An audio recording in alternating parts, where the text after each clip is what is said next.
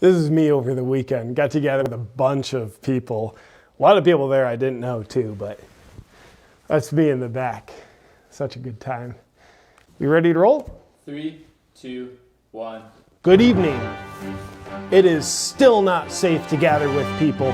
You must remain in lockdown and refrain from gathering for your protection and the safety of those around you.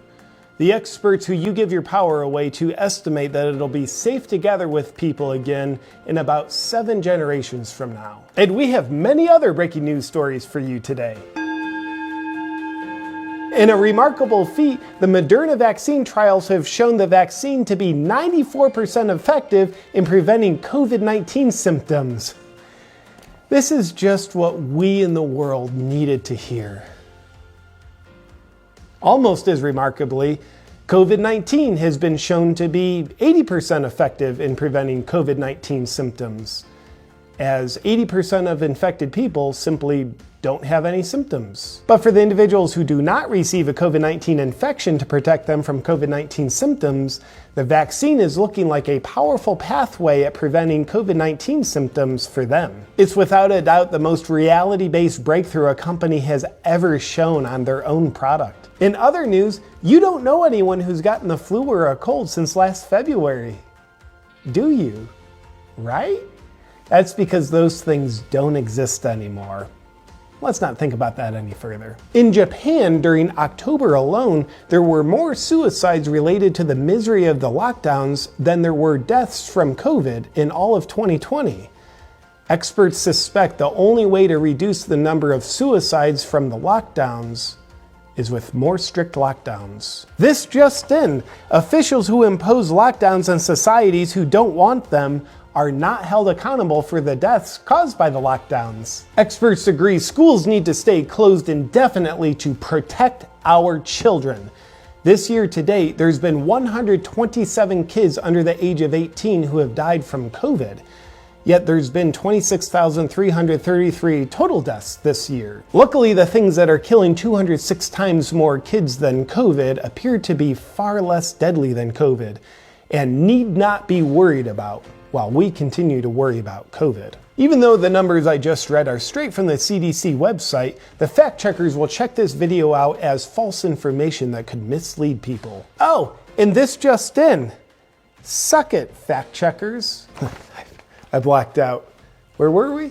In Austin, Texas, the leader of the Communist Party, Mayor Steve Adler, told residents they must stay home in lockdown while he was on vacation in Mexico. In lockdowns, dictator Eric Garcetti has canceled everything.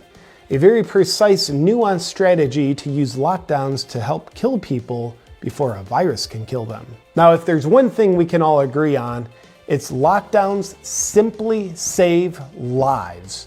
They're unquestionably the right thing to do. Though, oddly enough, the World Health Organization is now urging world leaders to stop using lockdowns. The World Health Organization's Dr. David Nabarro has said the reason for not using lockdowns anymore is because of the hunger and poverty they cause.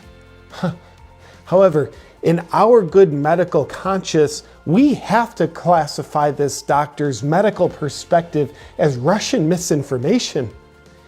It is appalling that Russia could even say that he said lockdowns cause hunger and poverty. In other news, The Lancet reported an estimated 265 million people will be facing acute food insecurity by the end of 2020. And it's estimated lockdowns will push an additional 150 million people into extreme poverty. It's clear that the public and the experts who are allowed to talk want more lockdowns. Facebook still has election-related posts labeled as Joe Biden is the projected winner of the US presidential election. And it's kind of making people who don't know how to not think ask, what are they trying to cover up? Well, the answer is nothing. In unrelated news, a firm that owns Dominion Voting Systems received $400 million from a Swiss bank with connections to the Chinese government before the election.